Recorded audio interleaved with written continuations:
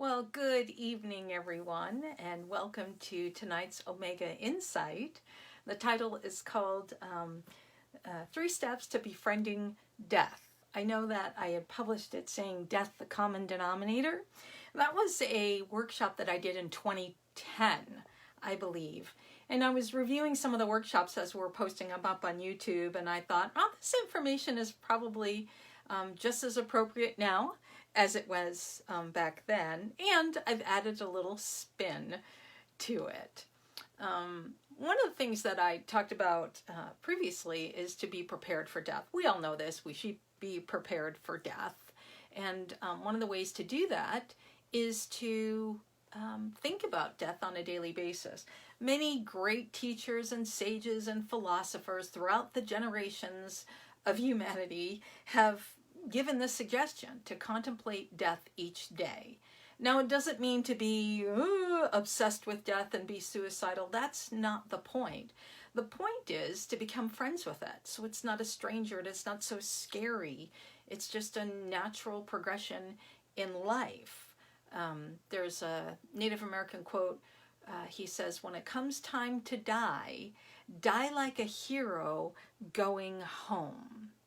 And, you know, that just means to be the greatest that you can be. There's another Native American quote that says, you wake up each day and you greet the day by saying, what a beautiful day. Today is a great day to die. That means that we live for the quality of life, not the quantity of life. Now, that's a whole nother topic, but I think everyone understands that. When I think about death, I think about how when George used to do funerals, he would tell the story of how we're on a shore looking at a boat on the horizon and we're crying because the boat is disappearing, and eventually when it reaches the horizon it surpasses it and it disappears from our sight. And then we cry, we're sad because the boat is gone, and we feel sorry, grieve, and all the other things that go along with death. But what we fail to recognize is, just as that boat slips from the horizon on our side, we have to recognize that there's people on the other side saying, yay, here he comes, and they're celebrating. We get stuck in the sadness of death, and we forget that there's another side to death. And that's what I believe causes us a great deal of pain, that we hang on. I think about this to me, I see death as a elevation. It's a progression. It's like a graduation. If you were in elementary school and you stayed in first grade and you continued to stay in first grade and never elevated, you would be so bored. Your classmates would be getting younger and younger. The information would be useless to you. You actually would feel the need to progress forward. And I think that's how we would be benefit if we see death as a progression, an elevation, a graduation, if you want to call it. It's the physical release. We're graduating from this realm and moving on. Now, I'm not there. I can't give you the absolute, yes, this is what happens. Have I had near-death experiences? I have. I have seen where my body is where it is and I'm above it looking down, and I wasn't afraid.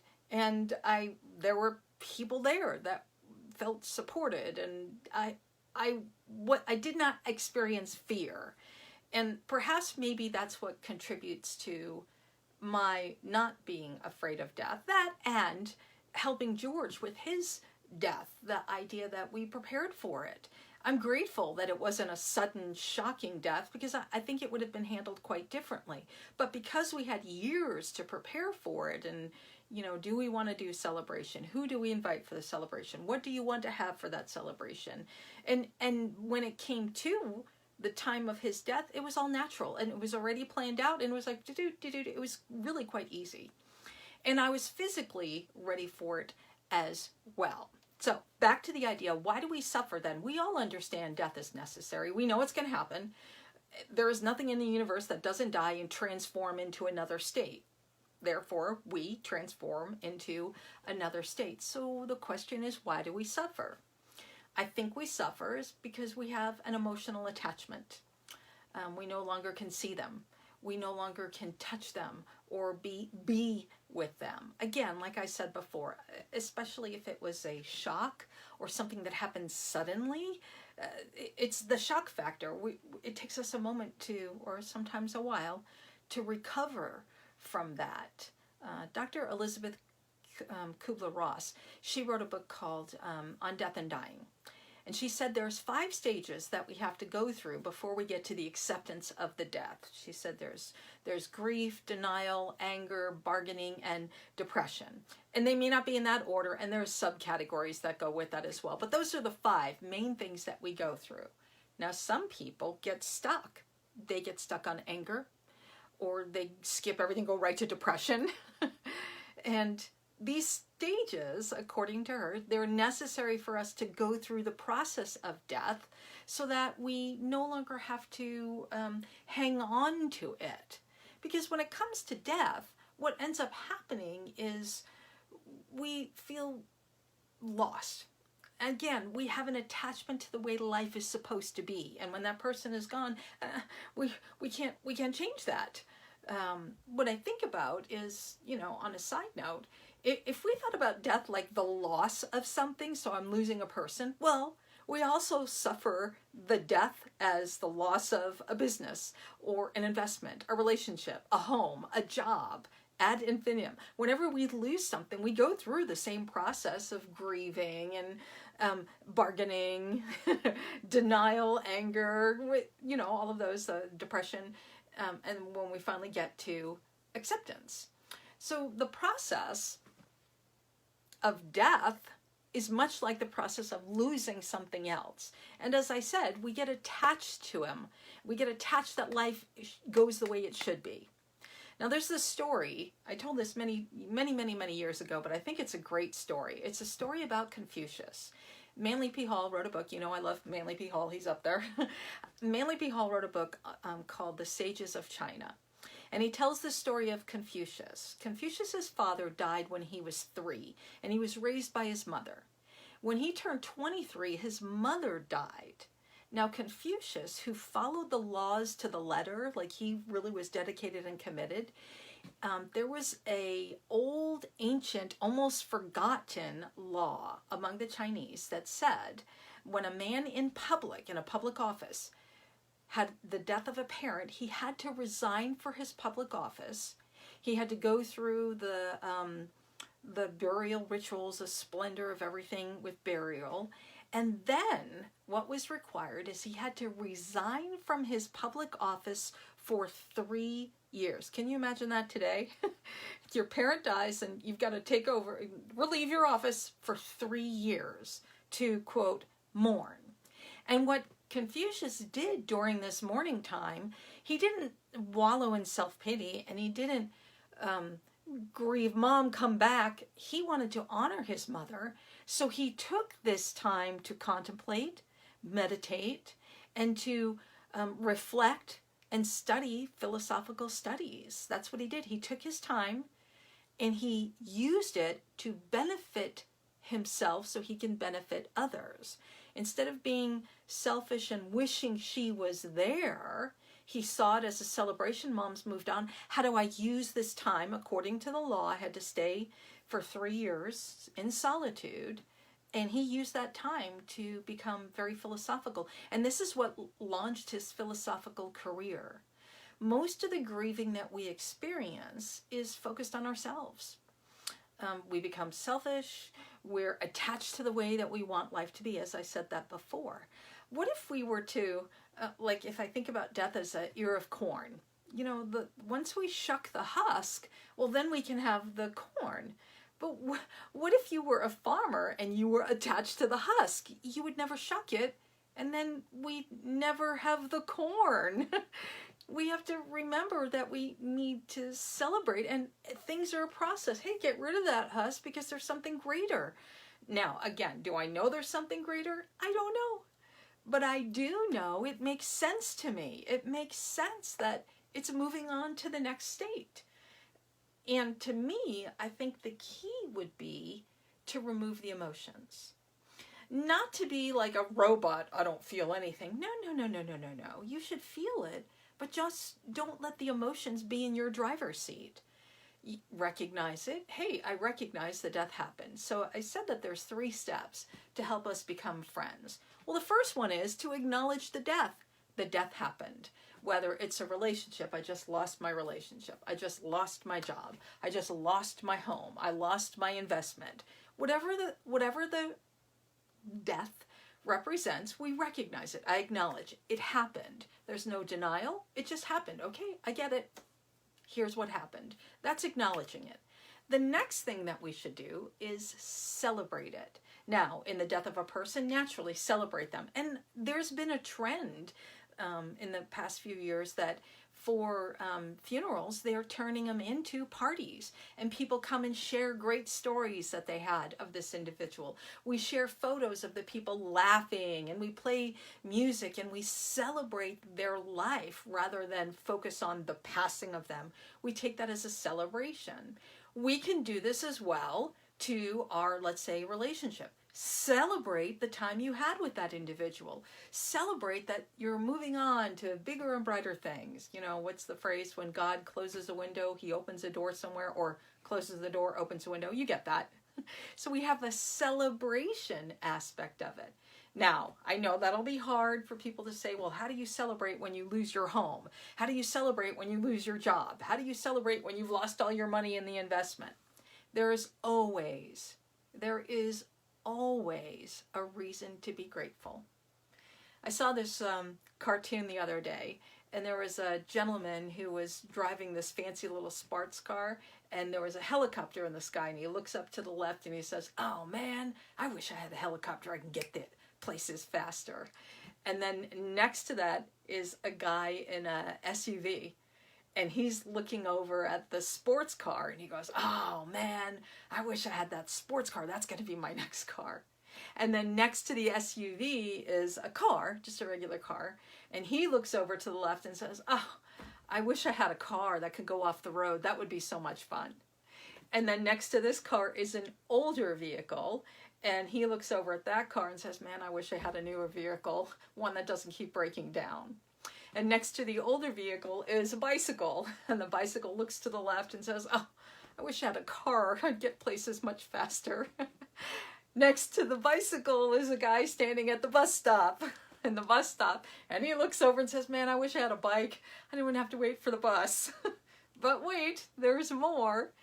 Across, up away in the balcony is a gentleman sitting in a wheelchair looking at the guy at the bus station saying, man, I wish I didn't have restrictions and I could just go whenever I wanted. So there's always something to be grateful for. And that's when we go back to the idea now. How do we find gratitude when we lose a relationship? How do we find gratitude when we lose a home or an investment ad infinitum? It's the same thing. We can always find something to be grateful for. When I lose my home, hey, you know what? I get to start new. I get to find new things. I don't have so much luggage to go with me. When I lose a job, hey, maybe I didn't really like that job and I can find something that I really do like, or start my own business. When you lose your investment, well, now you know how to invest. You got to start from scratch and you just take the risk again. It's all about taking risks as well. So that's the idea, celebrating. And then, of course, the last step. So the first step is acknowledging the death, whatever the death may be. The second step is to celebrate what we had. And then the third step is to prepare for my own passing. I know I'm not going to live forever, so how do I prepare for that? I had a great conversation last Friday. I was talking to somebody, and her parents are prepared. Like, if one of them has a stroke, here's what's going to happen. If both of them end up being ill, here's what's going to happen. And they're truly prepared, and I think that's wonderful. Again, going back to George, we were prepared. We knew when the time came, who's the person he wants me to call for the funeral arrangements. What's the order of people he wanted them to know how he passed? What does he want to do for the celebration for his family? What do we want to do for the celebration for Omega? Like I said, all of that was prepared. So then it looks at me and I think, okay, if I pass, I don't want my family to be stuck with things that they don't know what to do. I want like it to be in order. And it made me think about, for those of you, you might remember this, George wrote this book called Words Left Unspoken. Things that I wanted to say while I was living. That's how he originally started. But inside the book, there's a list of things. Oh, I have one that's open. I didn't realize I grabbed the wrong one. So you have an opportunity to write down letters and write to people that things that you wanted to say to them and you didn't get a chance to. Maybe, again, somebody passed and you weren't able to pass it on, or you're still feuding. But then in the back, he talks about the living wills, what your debts are, your assets, what the bank accounts are, the social security numbers. Filling this out it's like acknowledging that you know you're going to move on and you're not leaving a burden for the people who you've left behind. I think it's so important to do this. It's on our desk because that's one of the things that we have on our things to do for the year 2021, is for us to be able to prepare our family. Again, it's not morbidity, like I'm being obsessed with death and I want to be suicidal. No. It's thinking compassionately about the people I'm leaving behind so that they can go through the process with ease and not suffer, unduly suffer. Again, so those are the 3 steps that I mentioned for us to become friends with death. The first thing is we acknowledge the death as it happens when we experience someone who's passed away. Experience my voice that has just gone. We acknowledge the passing. We celebrate the life, celebrate the event, whatever it is that is dead, that has passed on. Again, death means moving on to the next, elevating, celebrating, promoting. And then finally, preparing for my own death.